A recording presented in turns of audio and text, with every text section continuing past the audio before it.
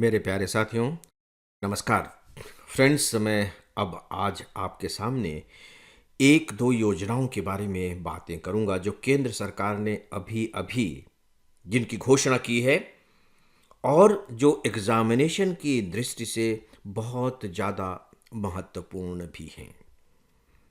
आइए शुरू करते हैं। और इनमें एक योजना है गोवर्धन योजना। गोवर्धन योजना, मुझे पूरा विश्वास है कि इसके बारे में आपने जरूर पढ़ा होगा। गोवर्धन योजना, इसका जो पूरा नाम है, एग्जैक्ट जो नाम है वो है राष्ट्रीय एकीकृत गोवर्धन योजना। इसका मतलब, राष्ट्रीय का मतलब है कि ये पूरे देश में लागू होगी। एकीकृत का मतलब है कि इसमें कई चीज़ों को शामिल करने की कोशिश की गई है और नाम है इसका गोवर्धन योजना। चलिए, मैंने इतनी ही बात बता करके अपनी बात खत्म कर दी है। और साथ ही साथ मैं ये भी बता दूं कि इसके लिए सरकार ने 23,731 करोड़ रुपए का प्रावधान किया है। मोटे तौर पर आप इसे सीधे सीधे 24,000 करोड़ रुपए मान करके चलिए। इतने का प्रावधान किया गया, 24,000 करोड़ रुपए की यह योजना है। और इसे 26-27 से लागू कर दिया जाएगा और 35-36 तक यह लागू रहेगा। बस इतनी जानकारी मैंने आपको दी है गोवर्धन योजना के बारे में। और यदि मैं आपसे कहूं कि सिविल सर्विस एग्जामिनेशन में एक प्रश्न पूछ लिया गया है कि गोवर्धन योजना पर एक संक्षिप्त नोट लिखें 150 शब्दों में, क्या आप लिख सकेंगे? बावजूद इसके कि इसके बारे में आपको और कुछ नहीं मालूम है, आपने कहीं भी कुछ भी नहीं पढ़ा है, क्या आप कर सकेंगे? दोस्तों, आत्मविश्वास लाइए। हाँ, मैं कर लूंगा। और यदि आपको लग रहा है अभी ना कि मैं नहीं कर सकूंगा, तब भी हार मत मानिए। आप सोचिए कि मैं इस पर करके देखता हूं और कुछ लिखने की कोशिश कीजिए, क्योंकि आपको सूत्र मिल चुका है। और सूत्र कौन सा है? गोवर्धन योजना। गोबर धन, यानी कि ये जो गोबर है इससे धन बनाया जाना है। तो आप गोबर को केंद्र में रख करके, मुझे मालूम है कि इसको धन में कैसे कन्वर्ट किया जा सकता है, लिखना शुरू कर देंगे और कुछ ना कुछ लिख ही देंगे। और अगर 10 नंबर का प्रश्न होगा तो छोड़ने से तो बेहतर है कि 1-2 नंबर ही मिल जाएं, कुछ ना कुछ तो लिख करके आ जाए। लेकिन अगर आपको 10 में से 5-6 नंबर हासिल करने हैं तो डेफिनेटली फिर इसके बारे में थोड़ी सी आपको सिस्टमैटिक तरीके से जानकारी होनी चाहिए। इसलिए क्योंकि नाम तो गोवर्धन है और आप गोबर को लेकर के कुछ चीजें लिख सकते हैं, लेकिन लिखने में पूरी बात नहीं आएगी, क्योंकि यहां गोबर जो है वो एक प्रकार से इंडिकेशन है। इस गोबर के अंतर्गत ढेर सारी चीजें आ जाती हैं जिनसे धन उत्पन्न किया जाएगा। और जब मैं कह रहा हूं कि धन उत्पन्न किया जाएगा, तो वो धन भी केवल एक क्षेत्र तक सीमित है।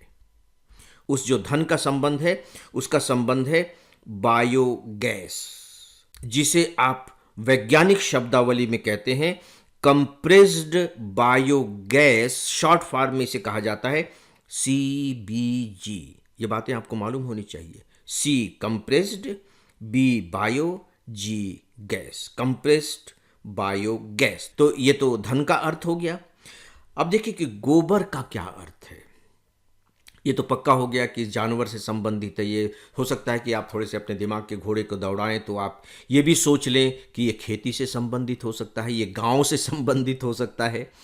थोड़ा और दिमाग के घोड़े को चाबुक मारें तो हो सकता है कि आपको सही जगह तक पहुंचा दे कि भैया ये तो कचरा वचरा तक भी बढ़ सकता है। तो इसके अंतर्गत, गोबर के अंतर्गत कौन कौन सी चीज़ें आ गई? कृषि अवशेष जो आपके बच जाते हैं, पशुओं का जो गोबर होता है वो तो है ही है, नगर पालिका का जो कचरा निकलता रहता है, जैविक कचरा, और भी जो बायोमास जो रिसोर्सेज होते हैं, इन सभी को बायोगैस में बदलना। और बोलचाल की भाषा में आप कह सकते हैं कि स्वच्छ ईंधन और जैविक खाद में तब्दील करना। कुल मिलाकर के यह है गोबर धन योजना के केंद्र में। अब जब आपने मेरी बात सुनी और इससे पहले जो मैंने आपके सामने एक छोटा सा चैलेंज रखा था कि क्या आप अपनी तरफ से कुछ सोच सकते हैं, तो आपके दिमाग में तुरंत सोचना शुरू कर दिया होगा, बशर्ते कि आपने हथियार न डाल दिए हों।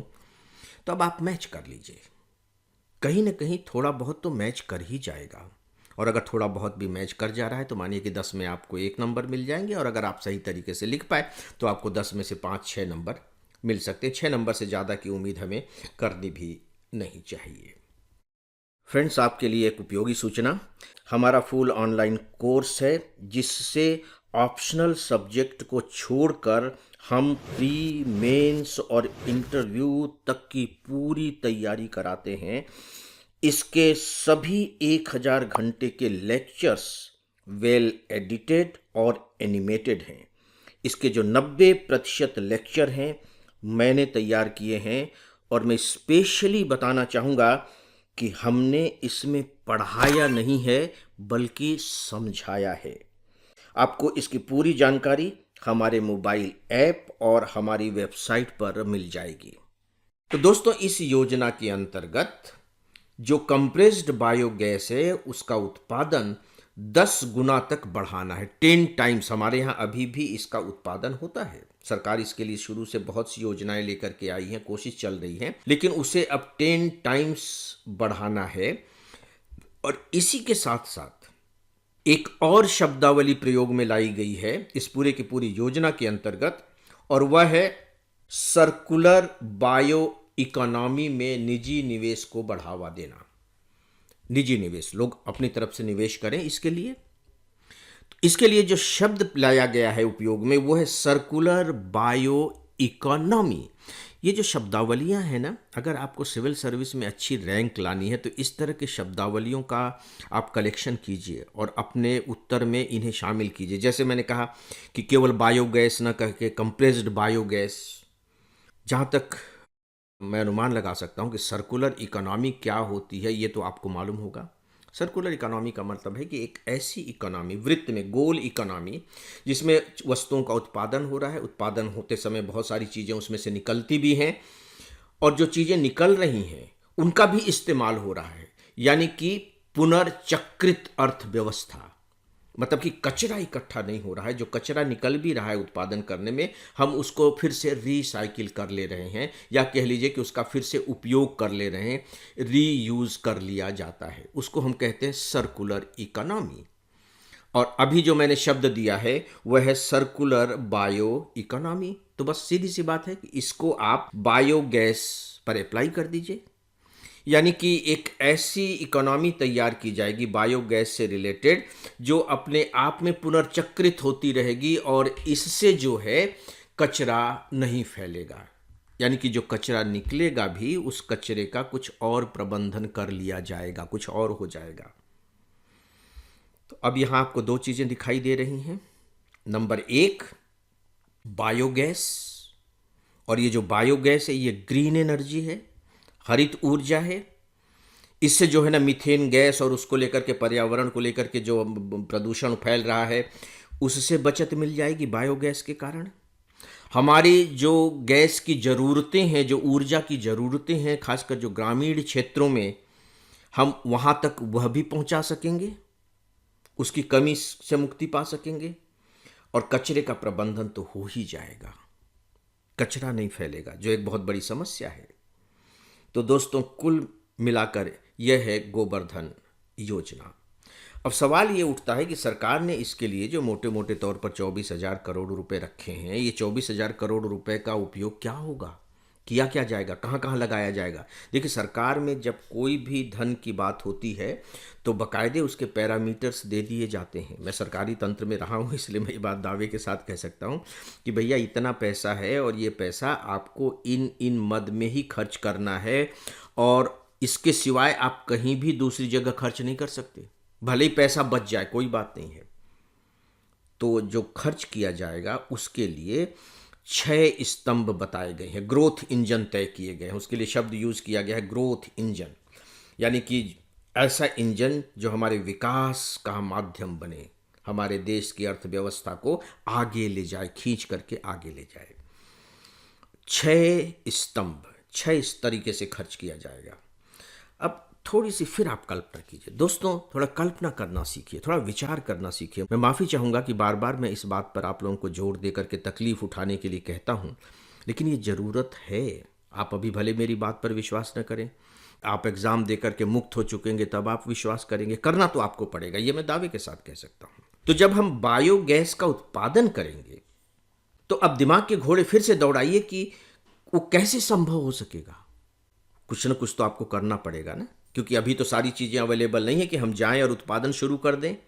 तो उसके लिए देखिए बाकायदे आपको इंश्योर करना पड़ेगा कि भाई अगर मैंने बायोगैस उत्पादन किया है तो अपने लिए थोड़ी किया है, मार्केट में बिक सके तो आपको उसकी जो बिक्री है वो आपको सुनिश्चित करनी पड़ेगी। फिर आपको कीमतों का ढांचा भी बनाना पड़ेगा। ये नहीं है कि भैया जरा सा भी बायोगैस का ज़्यादा उत्पादन हो गया तो पता लगा उसकी कीमतें इतनी ज़्यादा गिर गई हैं कि मेरे लिए वो घाटे का सौदा हो गया। अनाज में एमएसपी की जाती है ना, न्यूनतम समर्थन मूल्य, तो इस तरह का भी आपको एक ढांचा बनाना पड़ेगा। मेरे पास तो पूंजी नहीं है, पूंजी लगेगी, तो आपको पूंजी की भी मदद करनी होगी। फिर जो मैं बायोगैस जो तैयार करूंगा उसको लोगों तक पहुंचाने के लिए एक पाइपलाइन का इंफ्रास्ट्रक्चर भी चाहिए, तो आपको पाइपलाइन भी बिछानी पड़ेगी। और मेरे पास तो भैया ऋण तो मैं ले लूंगा, लेकिन उसके देने के लिए कोई गारंटी नहीं है और बैंक बिना गारंटी के मुझे ऋण नहीं देंगे। तो ऋण गारंटी की मदद भी आपको करनी होगी कि भैया हम इसकी ऋण की गारंटी देंगे। और दोस्तों, पारिस्थितिकी या चैलेंज बाई द वे कि कोई प्राकृतिक आपदा घटित होती है और ये सब चीज़ें बेकार हो जाती हैं, तो रिस्क मैनेजमेंट भी आपको करना पड़ेगा, या मोटे तौर पर कह लीजिए कि इंश्योरेंस कह लीजिए। तो ये सारी व्यवस्थाएं आपको करनी पड़ेंगी, तब जा कर के ये काम हो पाएगा।